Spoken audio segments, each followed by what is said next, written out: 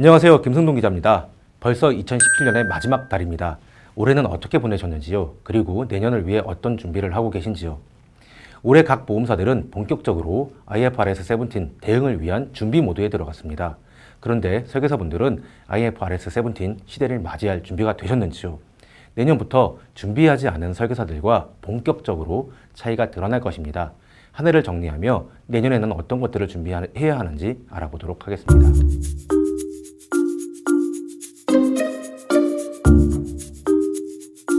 지난 12월 12일에 조선비지에서 현대라이프가 3천억 원의 유상증자를 성공했다는 기사가 나왔습니다. 현대라이프는 지난 11월 말에도 후순위채 600억, 신종자본증권 400억 등 1,000억 원 규모의 자본을 확충한 바 있습니다. 현대라이프는 지급여력 비율이 150% 미만이었습니다. 지급여력 비율 150% 미만이면 감독기관인 금융감독원의 경고를 받게 됩니다. 후순위채 신종자본증권 발행의 증자까지 더해져 지급여력 비율은 200%대가 될 것으로 예측됩니다. 하지만 현대라이프는 영업조직을 대규모로 정리한 바 있습니다. 또 방카슈랑스나 GA 제휴도 중단한 상태입니다. 사업비 지출은 매우 낮아졌지만 신규 영업이 제대로 진행될 가능성이 낮습니다. 즉 현대라이프의 지급여력 비율은 시간이 갈수록 점차 낮아질 가능성이 높습니다. 이외에 KDB생명도 3천억 원의 유상증자를 확정했습니다. 지급여력 비율도 금감원 공모치인 150% 이상으로 높아질 것 같습니다. 흥국생명도 5억 불, 우리나라 돈으로 약 5,500억 원의 신종자본증권 발행에 성공했습니다. 지급여력 비율이 낮은 중소형사들이 속속 자본 확충에 성공하고 있는 모습입니다. 다음 기사를 보시겠습니다. 지난 12월 15일에 EBN에서 보험사 IFRS발 자본 조달 분주 올해만 5조 원이라는 내용의 기사가 나왔습니다. 사실 IFRS 17이 이슈화되기 시작한 것은 지난 2016년부터입니다. 지난 2016년에 각 보험사들은 약 1조 4천억 원 정도의 자본을 확충한 바 있습니다. 하지만 올해는 2016년에 약 3배가 넘는 자본을 확충했습니다. 게다가 대부분 후순위채나 연구채, 즉 빚으로 자본을 확충했습니다. 이처럼 각 보험사들이 급하게 자본을 확충하는 것은 IFRS 17 때문입니다. IFRS 17은 즉 국제회계 기준에 따라서 국내 보험사의 부채가 많게는 50조 원 이상 폭등을 할 거라고 예상하고 있습니다. 이 부채 폭증에 대해서 자본을 대비하기 위해서 자본을 늘리는 것이죠. 내년엔 더 많은 보험사가 더 많은 자본을 확충할 가능성이 높습니다. 바꿔 말하면 내년부터 본격적으로 IFRS 17에 대한 보험사의 대응이 시작된다는 것입니다. 올해 보험시장에서 쉽지 않으셨던 분들은 내년에는 더욱 어려운 상황을 맞이하게 될 것입니다. 지난 12월 15일 뉴스룸에서 IFRS 17이 보험시장 판매 지형을 어떻게 바꿔놨는지 관련 기사가 나왔습니다. 기사를 살펴보면 변액보험 초회보험료가 2011년 이후 처음으로 2조 원 돌파를 목전에 두고 있다고 합니다. 또 올해 변액보험 초회보험료는 지난 2분기 4월부터 6월까지 2분기 약 3천억 원이었는데 3분기 7월부터 9월까지는 약 6천억 원으로 2배 정도 증가했다고 합니다. 생보사들은 왜 이처럼 변액보험 판매를 늘리고 있을까요? 변액보험은 보험사 입장에서 리스크는 대폭 줄일 수 있고 수익성은 굉장히 높일 수 있습니다. 일례로 비변액 상품을 판매하면 보험사는 책임준비금을 쌓게 됩니다. 즉 부채를 쌓게 됩니다. 반면 변액보험은 보증준비금을 쌓습니다. 국내 대표 보험사라고 할 수 있는 삼성생명의 예를 들어보면 삼성생명의 총 자산은 260조 원입니다.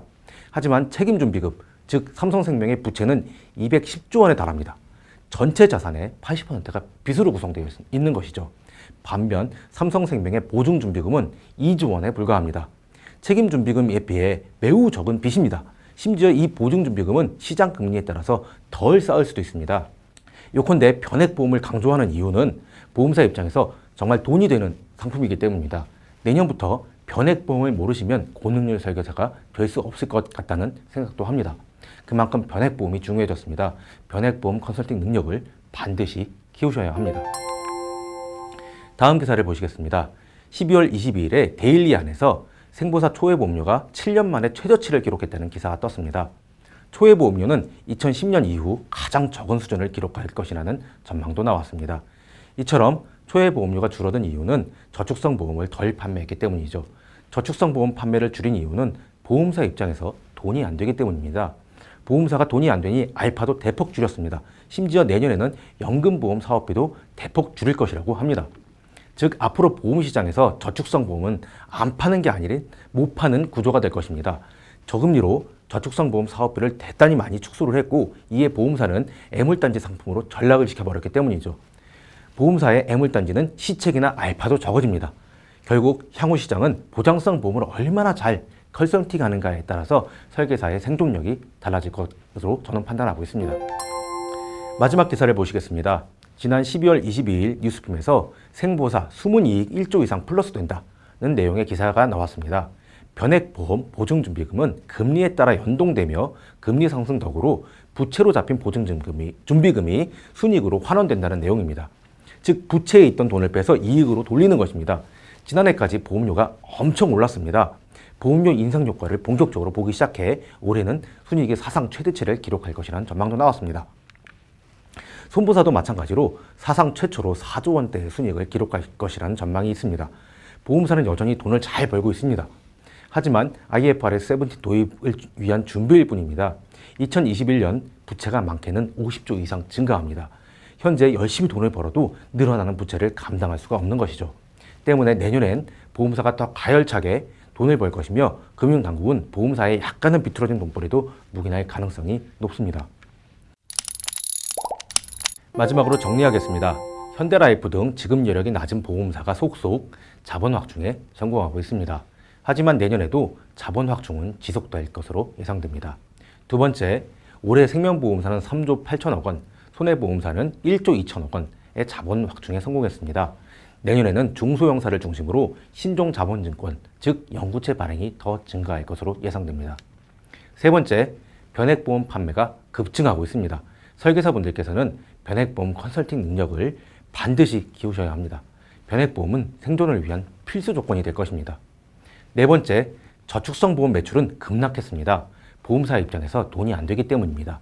내년에는 연금보험도 알파가 대폭 하락할 것이라고 합니다. 다섯 번째, 보험사 순이익은 사상 최대치를 기록할 것으로 보입니다. 하지만 IFRS 17으로 인한 부채 증가가 턱없이 부족한 상황으로 보입니다.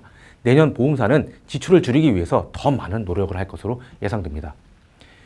결코 쉽지 않은 시장으로 상황이 변하고 있습니다. 하지만 변액보험, 보장성 보험 컨설팅 능력을 키우는 설계사라면 시장 변화에도 수익이 증가할 것이라고 생각합니다. 이상 강의를 마치겠습니다. 감사합니다.